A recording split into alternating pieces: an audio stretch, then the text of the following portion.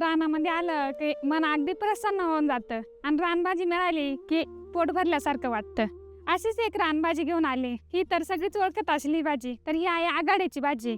ही भाजी कधी मिळते तर पावसाळा सुरू झाला की ही भाजी उगवतात. जून, जुलै आणि ऑगस्ट मध्ये ही भाज्या खाण्यायोग्य असतात. त्यानंतर हे निबर होतात, त्यामुळे खाता येत नाही. आणि ही भाजी वर्षातून एकदाच येतात, त्यामुळे हे आवश्यक हवे आपल्या आरोग्यासाठी खूप चांगले असतात.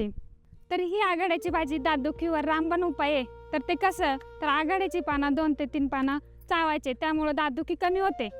तसंच तोंडाचा वास जर येत असेल तर या पानाचा 8 दिवस सेवन करावं, त्यामुळं तोंडाचा वास पण येत नाही. ही भाजी ना आपल्या पूर्ण महाराष्ट्रामध्ये भेटते. ही भाजी कुठे भेटते तर रस्त्याच्या कडाला, वावरांच्या बांधाला, पडीक जमीन असते तिथं जास्त प्रमाणात ही भाजी आढळते. तर ही भाजी ना खाण्यासाठी खूप चांगली, पौष्टिक, आरोग्यदायक आहे. ती तर कशी, तर याच्यामध्ये ना भरपूर प्रमाणात फायबरचे प्रमाण असतात, त्यामुळे ना पचायला खूप हलकी असते ही भाजी. ही भाजी खाल्ली ना तर दातदुखी पण थांबते. ही भाजी पित्तनाशक आहे, कफनाशक आहे आणि ही पचायला हलकी. परत वजन कमी करायचं असेल तर ही भाजी ना आवश्यक हवी. पूर्वीच्या काळी गरोदर बायांना 9वा महिना सुरू झाला की त्यांच्या पोटाला ह्या आघाड्याच्या पालाचा लेप लावायचा, त्यामुळे त्यांच्या डिलेवऱ्या सुखरूप व्हायच्या आणि नॉर्मल डिलेवरी व्हायच्या. तसंच रक्तवाढीसाठी ही भाजी खूप उपयुक्त आहे.